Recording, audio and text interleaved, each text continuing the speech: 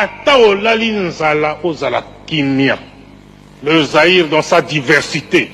Et Ningi Koloba. Outina au Zaïre. Outina Kivre. Outina Chab. La Kassai orientale. Kassai occidentale.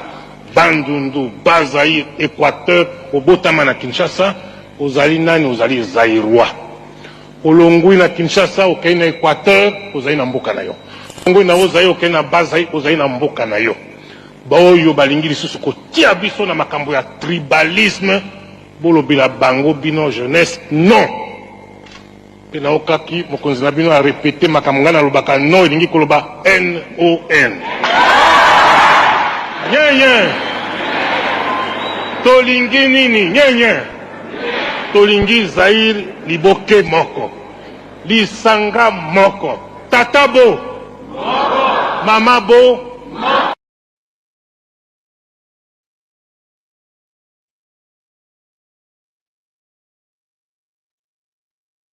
Voilà, podcast Congo 1957 avec Olivier Bolia. Aujourd'hui, je voulais aborder le sujet de l'importance de vivre dans la vérité, surtout dans le cadre étatique.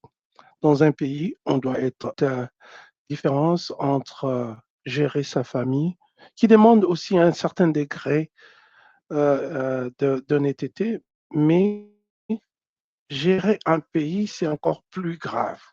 Quand on gère un pays, quand on gère une nation, il faut marcher dans la vérité. C'est pourquoi moi je pense que le rôle premier des services de renseignement, c'est justement d'élucider sur les personnalités qui dirigent le pays, sur leur parcours professionnel, parcours étudiantin. Tout ça, ça doit être vérifié par les services de renseignement. On ne nomme pas n'importe qui dans un pays. Oui, c'est vrai que parfois, par le hasard de l'histoire, certaines personnes se retrouvent à la tête des États. Et ces personnes, parfois, n'ont pas une formation adéquate. Elles n'ont pas été à l'université, elles n'ont pas travaillé. Mais ça, ce n'est pas le problème. Le problème, c'est qu'il faut que nous ayons des institutions qui seront là pour vérifier, pour s'assurer que nous avons les meilleurs d'entre nous dans des positions respectives. C'est très important. Aujourd'hui, le grand mal avec le Congo, surtout le Congo de Tshisekedi, c'est que n'importe qui, avec des faux diplômes, avec un parcours sulfureux professionnel, peut se retrouver PDG, ministre, directeur de ceci. C'est comme si nous sommes en train de procéder par un nivellement par les bas.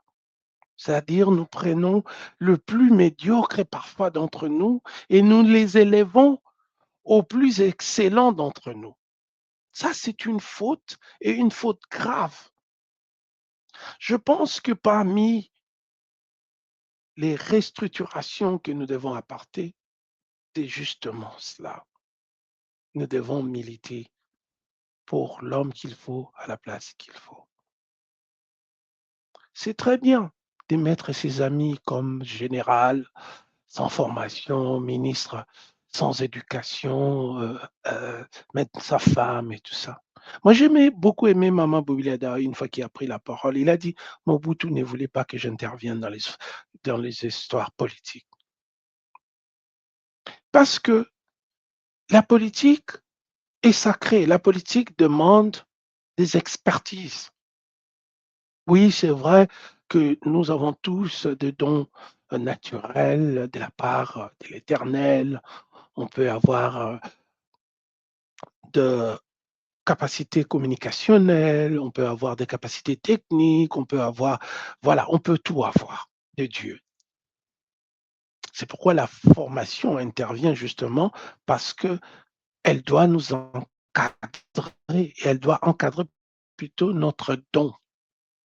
Ce que nous avons reçu naturellement, que ce soit des dons de couturiers, dons de politiciens, dons de ceci, cela, ça doit être encadré par une formation adéquate.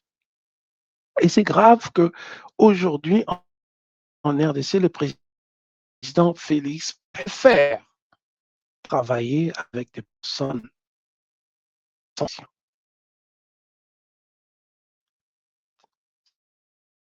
certaines d'entre elles que je côtoyais ici. Et je sais peut-être ils ont fait une année à l'université, peut-être ils n'en ont pas fait, peut-être elles ont, ces personnes, donc elles ont fait n'importe quoi, ils étaient dans la magouille, volaient des voitures, vendent des voitures, tout ça. Mais ces gens-là se retrouvent au centre du pouvoir de Félix Tshisekedi. Moi, je ne ferai pas des émissions pour insulter la personne ou le physique d'un président. Ça ne vient pas de mon éducation. Mais pourtant, je peux mettre en exergue certains points défaillants, notamment le fait que le Congo est devenu un espace, un environnement où on a horreur des gens intelligents. Regardez Noël Chani, mon grand frère, avec tout le parcours, Harvard et les autres, des livres sur le développement de la RDC. Mais où il est? Est-ce que vous pensez que c'est un accident que seulement les gens qui ont été très loin dans leurs éducations sont les personnes les plus abandonnées, ignorées par ces régimes? Ce n'est pas un accident, c'est par volonté. Et je me demande pourquoi le président Félix, oui, on sait, tout le monde l'a dit, Roger Lumbala l'a dit, Constant Mutamba, il a même dit que le président Félix n'était pas de son niveau. Mais nous disons quoi? Ce n'est pas le niveau qui compte, c'est de se faire entourer des gens compétents. Et la compétence, c'est quoi? C'est les études, c'est le don, c'est l'éthique, c'est le savoir-vivre. Tout ça et autre chose comporte ce qu'on appelle la compétence. Donc, c'est quelque chose qui a plusieurs volets. Et le président Félix, bien entendu, est en train de tout ignorer. Il préfère s'entourer d'un groupe ethnique au lieu de prendre le meilleur d'entre nous, comme la France l'est fait, la Belgique, l'Allemagne, les États-Unis, la Chine, la Corée du Sud. Et je me demande le rôle de l'ANER, au lieu d'aller vérifier les diplômes, au lieu d'aller vérifier le parcours, au lieu d'aller vérifier si des personnes, même dans leur vie occidentale, étaient des criminels ou tout ça, non. L'ANER s'acharne contre les gens intelligents, des gens qui veulent que le pays aille de l'avant. Donc, on a un très sérieux travail à faire en matière de nous repositionner je me répète, avec l'éducation. Nous devons privilégier le meilleur d'entre nous. C'est cela le rêve de tous les Congolais. Sortir le Congo de là où il se trouve aujourd'hui, au centre de la médiocrité pure, au centre de l'incompétence pure. Nous devons sortir notre pays. Et ça demande que chacun de vous remettiez en cause les certitudes que vous avez auparavant pour que nous puissions réfléchir. Tous ces gens-là qui prennent la parole, on a ouï dire beaucoup de choses. Tel n'a pas étudié. Il a un faux diplôme de journaliste. Il a un faux diplôme de ceci. Il paye de gens pour aller à l'école pour lui.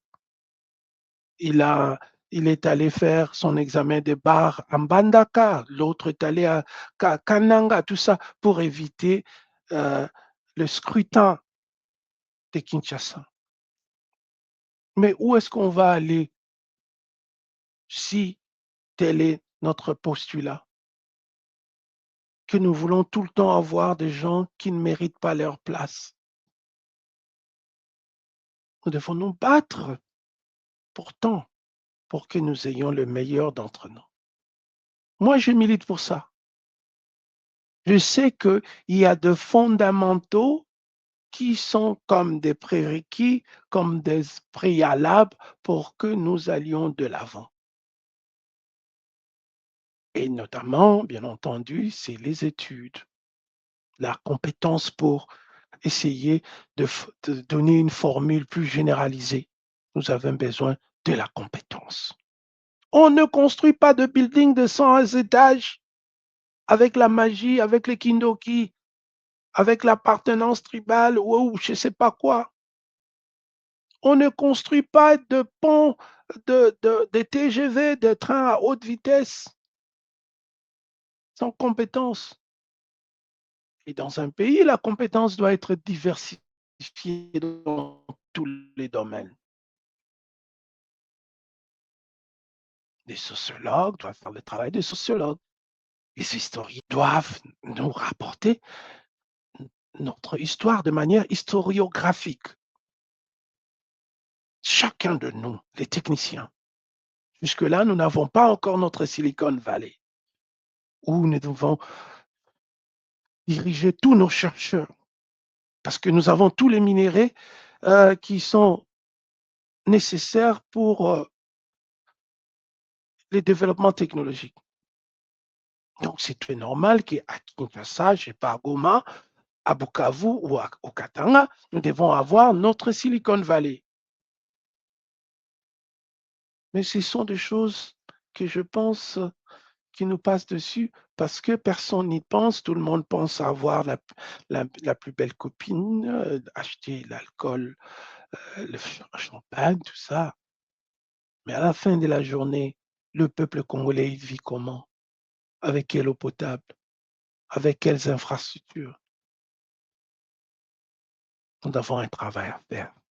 Ce que le père de l'indépendance ont commencé n'est pas encore fini.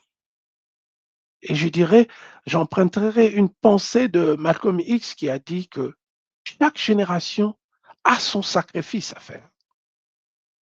Pour notre génération, moi je pense c'est le développement, c'est la restructuration du pays, c'est la reconstitution de notre cohésion nationale, c'est le raffermissement de liens qui nous unissent. C'est aussi l'engagement intellectuel. On doit sortir du Congo de faux diplômés. Trop de faux diplômés dans un pays, imaginez-vous. Comment un pays peut être dirigé par des gens qui ne sont pas diplômés?